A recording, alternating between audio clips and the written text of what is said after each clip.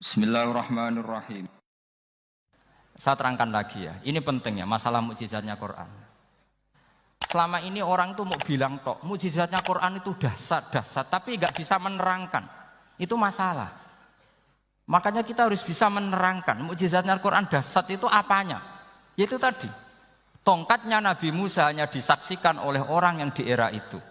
Toh tujuannya mukjizat adalah diakui kemudian orang menjadi iman. Lalu Rasulullah SAW beliau sudah intaqala ila rafiqil a'la. Tapi konsepnya Quran menjadikan orang yang enggak ditunggui beliau tetap iman ila yaumil kiamah. Itu yang maksud fa'arju an akuna aktsarahum tabi'an yaumal kiamah. Mukjizat saya itu cukup Quran kata Nabi. Dan dengan mukjizat itu orang akan iman ila yaumil kiamah. Caranya seperti ini. Karena tadi sedahsyat-dahsyatnya mukjizat tujuan utama orang terdikte supaya ikrar ngakui kudrohnya Allah. Lah ngono kok ngenteni tongkat sakti lah apa? Cukup delok nyamuk. Paham nggih? Jelas ya? Alhamdulillah mau naik kelas ini sudah benar ini sudah benar. Terus kedua begini, kedahsyatan Quran lagi. Quran itu bisa merunut mentartibkan logika. Bahkan logika ini logika yang universal. Siapa saja merasakan logika itu. Misalnya begini. Dulu orang kafir itu punya Tuhan banyak. Tentu yang dipertuhankan ya mana? Yang dipertuhankan itu banyak. Karena pikiran mereka urusan banyak, problem banyak, ya Tuhannya harus banyak. Ada BPKB 3D kan, istri cerewet, macam-macam lah. Itu kan problemnya banyak, maka Tuhannya harus banyak. Karena Tuhan itu maknanya penyelesai masalah. Sehingga kalau masalahnya banyak, Tuhan harus banyak. Ketika Rasulullah membawa konsep satu Tuhan, mereka janggal. Makanya mereka bilang, aja'alal alihata ilaha wahida inna hadza lasyai'un ujab. Masa Tuhan satu? Ini aneh, enggak bisa. Tuhan harus banyak karena masalah kita banyak. Itu terpatri di otak mereka terpatri. Lalu Nabi dengan santai diajari Allah menerangkan. Andaikan kalian punya majikan banyak dan perintahnya beda-beda, kamu suka enggak? Ya enggak suka, Mat, enggak enak. Punya majikan banyak itu udah enak. Milih mana majikan banyak sama satu? Satu aja, Mat. Tuhan kamu adalah majikan kamu. Kalau banyak kamu bingung. Ya, Mat, satu aja, Mat. Itu segampang itu. Jadi menggiring, Tuhan itu kan bos kita, tuan kita. Kalau banyak berarti yang memerintah kita banyak dan bisa konflik bos-bos kita ini karena berebut anak buah tadi. Akhirnya mereka, kalau kamu punya majikan banyak dan perintahnya beda-beda, semuanya minta dilayani. Kamu pusing enggak? Ya pusing, Mat. Minta mana? Majikan banyak sama satu. Satu saja Muhammad. Ya Tuhan kamu adalah atasan kamu, maka harus satu. Mereka faham. Oke, Mat, Tuhan satu.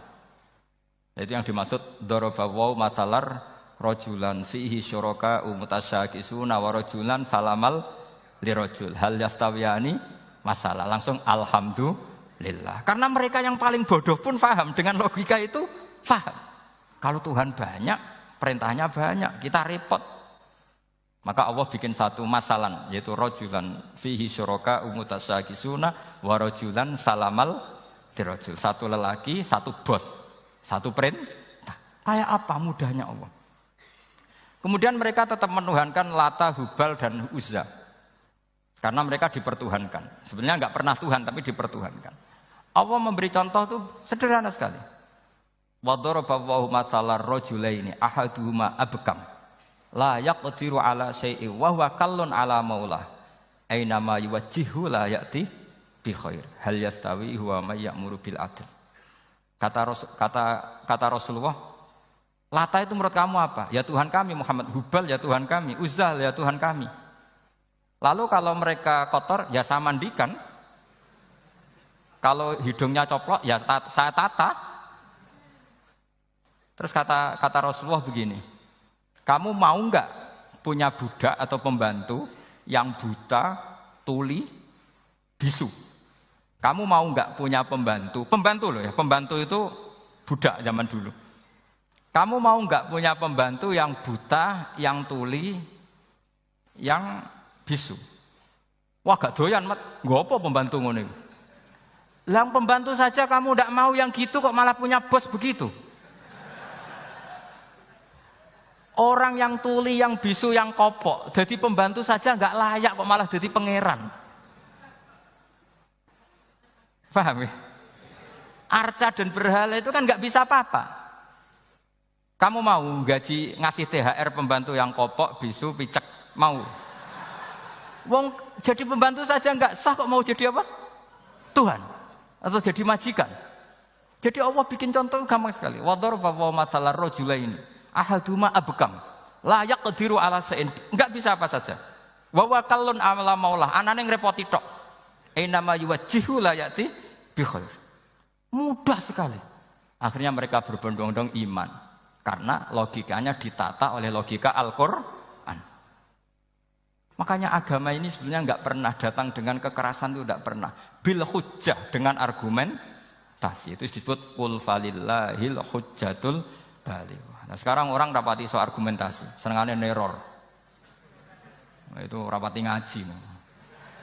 Sebenarnya agama ini mudah. Ad-dinu yusrun, agama ini mudah, logikanya gampang. Untuk tidak menuhankan Yesus atau Isa, Quran juga datang dengan penjelasan yang enggak jelimet, yang gampang saja. Kata Allah, mal masihu ibnu maryam illa rasul qad khalas min qablihir rusul wa ummuhu siddiqah kana yakulanit. Kok arani pangeran piye? Nek mangan ya lesu. Kamu kebayang enggak misalnya punya Tuhan terus mbok gratisi pas marung. Terus kamu bangga, alhamdulillah tadi habis ngratisi Tuhan. Tadi kelihatannya kelaparan, tak gratisi, senangnya bukan main. Kamu mau punya Tuhan yang seperti itu? Mau? Enggak mau kan? Allah menjelaskan kana yakulanit. Kuduyan sego, artinya nak orang mangan yo lemes. Pas kamu minta, ternyata Tuhannya baru lemes. Jadi Quran itu tidak sinis enggak, tapi menggiring logika bahwa ini tidak mungkin Tuhan. Wong kana yakulanit. Gampang kan? Itu gampang. Gampang sekali, logika Quran itu gampang sekali. Dan masalahnya kita sekarang tidak mengkaji Quran yang sisi ini. Ya termasuk kritik kita ya, tapi ya sudahlah, ini dunia ya macam-macam. Ono sing ngaramno lomba, ono sing mendukung lomba, macam-macam. Saya tidak dalam posisi mendukung dan menolak. Saya 0-0, jadi tidak ke kanan tidak ke kiri dalam konteks tadi. Karena ya sudahlah, itu sudah takdir, semuanya takdir. Ada yang setuju lomba, ada yang mengharamkan apa? Lomba. Tapi sebetulnya kalau kita berpikir Quran diturunkan ya untuk yang saya terangkan ini, menjaga logika agama al-hujjah al-balighah ila yaumil qiyamah. Karena kita tidak perlu tongkat lagi Nabi Musa, enggak perlu ontanya Nabi Soleh. Cukup dikawal aturan-aturan iman yang cukup mudah dan kita temukan di mana saja ayat-ayat itu. Yaitu wa ma min dabatin fil ardi wala ta'iri yatiru bi janahihi illa umamun amsalukum, atau inna fi khalqis samawati wal ardi, dan seterusnya. Nah, cara berpikir gimana Gus? Gampang tadi. Kalau tongkat Nabi Musa membelah laut adalah hal yang kita tidak mampu. Memangnya kita mampu bikin langit bumi? Tidak mampu kan? Berarti ini sudah cukup menjadi ayat kekuasaannya Allah. Jelas kan? Maka mukjizat Quran ini mengawal umatnya Rasulullah SAW ila yaumil kiamat dengan logika seperti itu. Seorang lagi dengan logika seperti itu. Maka ulama enggak boleh berhenti seperti saya ngomong terus seperti ini. Makanya ngendikane Allah, lam yakunil ladzina kafaru min ahlil kitabi wal musyrikina munfakina hatta ta'tiyahumul bayyinah. Bayyinah itu apa? Rasulun minallah yatslu suhufam mutahhar. Orang kafir semuanya kata Allah, baik berkategori kafir musyrik maupun kafir ahli kitab, itu tidak akan tercerabut dari akar kesalahan mereka, dari cara berpikir mereka, hatta ta'tiyahumul bayyinah, sehingga datang satu kejelasan yang jelas welo-welo. Itu apa? Rasulun minallah yatslu suhufam mutahhar, yaitu rasulnya Allah yang membaca sahifah-sahifah suci, maknanya Al-Qur'an. Untuk menafikan ketuhanan berhala, ketuhanan Yesus, kita cukup dengan konsep Quran. Kayak tadi, kana yakulanit, termasuk untuk menafikan Tuhan balita, paham ya? Tuhan apa? Fir'aun, ini contoh terakhir, sampean siap-siap saja selesai. Karena saya memang mau selesai ini, bukan guyon, memang mau selesai. Karena menurut saya mukjizatnya Quran itu jelas. Jadi diterangkan seperempat jam ya jelas, 10 menit ya jelas. Kalau kamu butuh lama, berarti kamu menyaksikan kejelasan Al-Quran. Dan itu kriminal besar. Gitu. Kalau nggak boleh dibahasakan murtad besar, ya kriminal apa besar. Nggak, ini nggak guyon, betul itu. Saya tadi mau nyontohkan apa tadi? Tuhan balita ya. Fir'aun itu berdebat sama Nabi Musa. Singkat debat begini. Kalau nggak salah di Juz 19, kalau nggak salah di surat Syu'ara. Dicari sendirilah. Pertama ditanya gini, Musa kamu kesini ada apa? Ya bawa konsep Tuhan. Yang jelas itu tidak kamu. Ya. Lalu Tuhan kamu siapa? Rabbus samawati wal ardi, yang menuhani langit dan bumi. Si Fir'aun masih berkelit. Begini, soal yang di bumi, saya jalan-jalan kemana-mana setahu saya yang jadi Tuhan saya. Ma'alim tulakum min ilahin apa? Ghairi, di mana-mana yang dituhankan saya. Soal kemungkinan di langit begini, tunggu saya. Terus di Haman dipanggil. Ya Haman ibn li sarhal ali abluhul asbab as-samawati fa'attali'a ila ilahi Musa. Haman, bikinkan piramida yang tinggi. Saya mau lihat Tuhannya Musa, apa betul ada? Padahal andikan terjadi piramida kan Tuhan pun nggak bisa dilihat. Wong sampean yang wali saja tidak bisa melihat. Wali tadi yang sing disakeni Allah tadi itu aja nggak bisa melihat. Apalagi Fir'aun. Akhirnya Nabi Musa sadar bahwa logika itu tidak masuk ke Fir'aun, tidak masuk. Padahal ada pengawalnya banyak. Dan karena semua Nabi Fatona itu ibarat mobil ganti gigi. Ganti gigi, ganti argumentasi. Gini saja, yang menuhani leluhur kamu, mbah-mbah kamu. Wah, itu sontak kaget Fir'aun. Pengawalnya ya kaget. Oh iya, kalau Fir'aun ini Tuhan, babanya tanpa Tuhan. Kan Tuhannya datang terlambat. Berarti babanya dulu itu tanpa Tuhan, karena ini ada Tuhan balita itu ada itu. Akhirnya hampir separuh, mungkin hampir semua pengawalnya Fir'aun itu iman semua. Meskipun yaktumu imanahu. Ini yang diceritakan Quran, wa qala rajulun mu'minun min ali fir'auna yaktumu iman. Karena runtuh, semua logika Fir'aun sebagai Tuhan itu runtuh. Hanya dengan logika, kalau kamu Tuhan, lalu babah kamu Tuhannya siapa? Fir'aun mangkel. Wah bahaya logika Musa, tangkap Musa, udah gak debat lagi. Kayak apa mudahnya logika Quran untuk menafikan ketidaktuhanan Fir'aun. Yaitu mengatakan Rabbukum wa Rabbu abaikumul awwalin. Karena dikatakan Tuhan langit, Fir'aun masih berkelit. Nanti dulu saya mau bikin piramida, mau saya lihat ada enggak Tuhan kamu. Nabi Musa langsung genti gigi yang nuhani mbah-mbah kamu. Orang kan masih pikir, ini kalau Tuhan betul, lalu orang-orang dulu Tuhannya siapa? Kan Tuhannya datang terlambat. Nah itu lagi-lagi, dan kita baca Quran itu ila yaumil kiamah. Makanya tidak ada umatnya Rasulullah SAW, kemudian imannya itu ada syak, nggak ada sama sekali.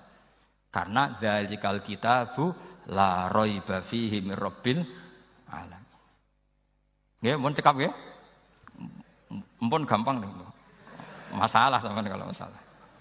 Jadi karena kebenaran Quran itu adhar wa adhar, sangat jelas. Sehingga nggak perlu butuh orasinya saya. Sebenarnya nggak perlu. Saya yakin, sampean sebelum saya terangkan ya sudah iman, sudah betul. Ini kan akal-akalan saja saya dimanfaatkan. Karena ya menurut saya itu ya sudah adharu min samsi dzahira kalau dalam bahasa Arab. Kebenaran sejati itu lebih jelas ketimbang matahari di siang hari. Karena ya tadi logika. Ya saya tambah satu contoh lagi, semoga ini selesai betul. Kemudian Quran misalnya gini, sampean tak bedai. Kamu bisa melihat itu karena apa? Ini misalnya apa? Kertas yang saya bawa ini kan kuning. Kamu bisa melihat itu karena apa? Mata kan? Nah itu masalah. Karena melihat kamu dengan mata, sekali ini tak tutupi, kamu tidak tahu. Atau kamu jauh menjadi tidak tahu. Karena mata bisa terhalangi oleh jauh atau tertutupi. Beda dengan Allah. Allah itu kalau merumuskan tahu itu bukan karena melihat, karena menciptakan. Makanya Allah bilang, ala ya'lamu man khalaqa. Apakah tidak tahu orang yang membuat? Misalnya ini, kertas ini kuning. Sama saya tak tutup begini. Kemudian kitab ini tak tinggal, saya datang ke Jakarta. Saya tetap tahu enggak kalau dalam ini ada kertas kuning? Tahu, karena saya yang menciptakan.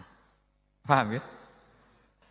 Kamu bangun satu bangunan, di dalamnya ada besi ukuran sekian. Di situ kamu menyimpan emas setengah kilo. Setelah kamu pergi kemana-mana masih tahu enggak? Tahu, karena kamu yang menciptakan. Sehingga ketika kita janggal, masa Allah pirsa semua alam ini? Logikanya gampang, masa yang bikin tidak tahu. Makanya Allah bilang, ala ya'lamu man khalaqa. Paham ya? Jadi gampang sekali, mukjizatnya Quran itu gampang sekali. Nak raro kebangetan gitu. Ampun nggih, Al-Fatihah. A'udzubillahi minasyaitonir rajim. Bismillahirrahmanirrahim. Alhamdulillahirabbil alamin arrahmanir rahim. Iyyaka na'budu wa iyyaka nasta'in. Ihdinas siratal mustaqim. Shiratal ladzina an'amta 'alaihim ghairil maghdubi 'alaihim